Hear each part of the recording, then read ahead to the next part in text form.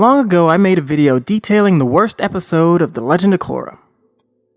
Then everything changed when no one watched it. But not really, because schedules are schedules, and now it's Aang's time in the spotlight. Aang is the golden child. He set the stage for a television program that joined the acclaimed likes of Teen Titans, Samurai Jack, Invaders Zim, My Beautiful Totally Spies. It was a very good, well-paced, well-written, acted, directed program. It was one of those complete stories that didn't come around too often, and it was very, very good. It expertly blended Eastern culture and Western storytelling with solid martial arts choreography.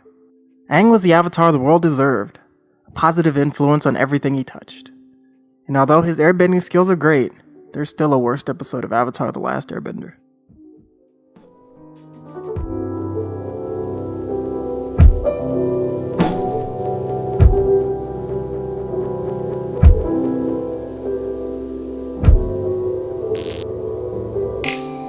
For me, this show is all about favorites. It was my favorite animated program for quite a long time until Bob's Burgers came along. I bought DVD box sets, I read the supplementary comics, and when a legitimate sequel was announced, I was off the walls with excitement. Avatar was a huge part of my childhood, and it has stuck with me since then. I remember painstakingly making sure I had nothing to do on the day the Library Desert Doubleheader aired for the first time. That was almost 13 years ago. And with all these favorites, it was a little difficult to parse out specifics since the show is such a cohesive whole. But my favorite episode overall was pretty simple to remember. It's the only episode that I bought on Xbox Video for the sole purpose of rewatching. This was all before the box sets entered my life. The top billed episode in question is Cave of Two Lovers. This is a bit of an unconventional favorite considering it has little to no bearing on the plot as a whole. It's mostly an in-between episode where the characters are moving from point A to B. Those points being away from the crazy General Fong and to Omashu to learn earthbending from King Bumi. And I'm pretty sure I remember everything working out amicably too. It's these types of episodes that stick with me much longer than the game-changing world enders. When they aren't fighting for their lives, characters have much more room to grow positively and develop alongside their comrades. It's why bottle episodes for live-action shows and even animated equivalents tend to be my favorites. Much like the nomadic musicians we meet, this episode is chill as fuck. Their whimsical songs skyrocket The Cave of Two Lovers to the top of my list. Some more of my favorites exist in the form of a small arc. Character development is important to me, and once Zuko joins Team Avatar, there's so much to catch up on in terms of interaction, considering he was late by a few episodes according to the initial plan. He was supposed to join up with him in the Season 2 finale, but clearly that didn't come to pass. Toph hadn't even met Zuko formally until the Western Air Temple. But I'm only slightly curious how an entire season of Zuko on Team Avatar would have turned out, since the final product stands so well. What we end up with is the major characters, Toph not included unfortunately, taking little field trips with Zuko in the Firebending Masters, the Boiling Rock, and the Southern Raiders. And what exciting field trips! Zuko has to make up for all of his actions against Team Avatar in one-off episodes, or in the case of Boiling Rock, 2 off episodes. And in these one-offs we get exercises in friendship, forgiveness, and trust. He's a breath of fresh air in our reliable Team Avatar. We as the viewers understand and comprehend his struggle, but all the other characters see him as the villain. He's the Fire Lord's son who for 2 entire seasons was hell-bent on capturing Aang and turning him over to his father. The simple fact that they can find it within themselves to accept him into the group is a show of maturity. While it's out of necessity, welcoming an enemy into your home is not something that comes as second nature. Television and cinema aren't all about character growth though. Sometimes you want to see explosions and sick nasty fight scenes. Something about Avatar that I appreciate maybe even more than the campy folk songs is when Aang, our moral compass, loses control and pops into the Avatar state. This is seconded by avatars in the Avatar state, period. It's so cool. Aang is a ball of positivity and seeing him lose it and battle at his strongest is powerful to watch. He's like the Hulk. You know once he snaps he's gonna wreck some shit and almost no one will be able to stop him. But him knowing when to dip into this power and when to refrain is where the true strength lies. Controlling that beast is a line that the Avatar has to walk. I'm back in the desert and listening to Aang shout, "Tell me where Appa is," still gets me. Chills every time. When you have a show like Avatar and you know your roadmap, you know the story beats you'll hit down the line, you know the trajectory of your arcs. If you even moderately know what you're doing, you make decisions that'll help you and pay off down the line. A decision like giving Azula blue firebending is one of those decisions. Azula is a scary villain. She's cold, calculating, and powerful. She's a scalpel when she's on her game, and her fire is a little hotter than your average bender. While that may or may not be true, I do know that Azula creating blue fire for the epicness of her final battle with Zuko is a solid fact. Mike and Brian know how to plan.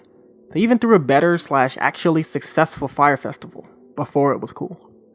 I watched Into the Inferno over and over again for the sole purpose of seeing Zuko finally triumph over his sister. All it took was Azula completely unraveling after she lost control of her friends. I'm air quoting here for all those audio listeners. This has to be my favorite fight in the show other than the Aang Ozai fight that I mentioned in the Korra video. I like to spread the love for the things I like.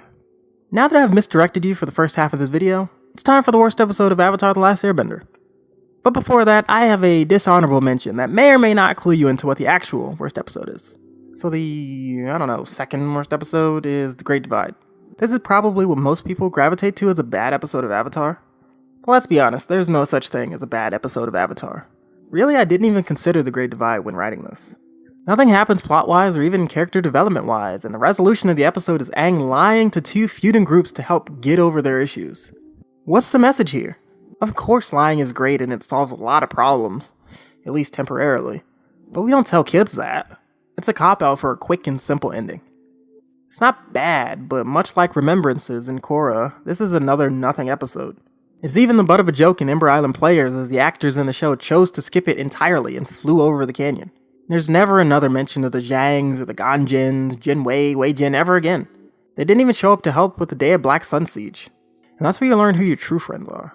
A military invasion. Okay, now for the real worst episode. I bet you didn't guess the Bato the Water Tribe would be my worst episode. This right here is a clear example of Aang not acting like Aang. He's needy and selfish in Bato the Water Tribe because he can't empathize with Sokka and Katara for some reason. Why? He's a pretty smart and sophisticated kid. It's been years since Sokka and Katara saw their dad, and at the possibility of them leaving him to go meet up with their father, Aang makes a terrible decision.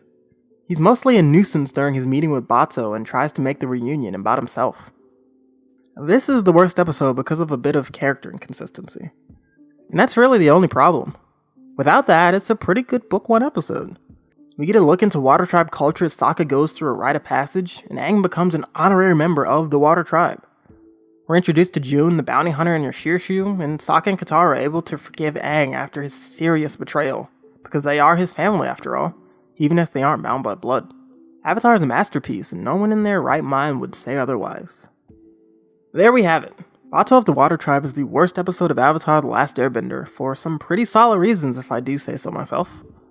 And now for my favorite sequence in the show, since I did that in the Korra video. Yin and Yang or whatever.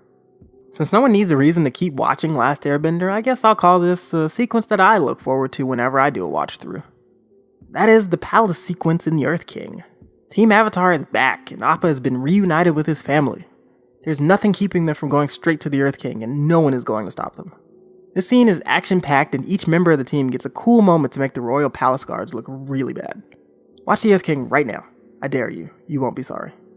Thanks for sticking around. I tried to make this video different from its core counterpart and talk broadly about my favorites instead of focusing on what I loved about the main character and the important beats of her story. The Korra videos mostly try to convince people why they should watch The Legend of Korra because I love it and they might like it as well. Why don't you give that video a watch too? And while you're at it, let me know your personal bests and worsts of The Last Airbender. For more videos like this, subscribe to Stunt Club Soda and keep coming back for those uploads.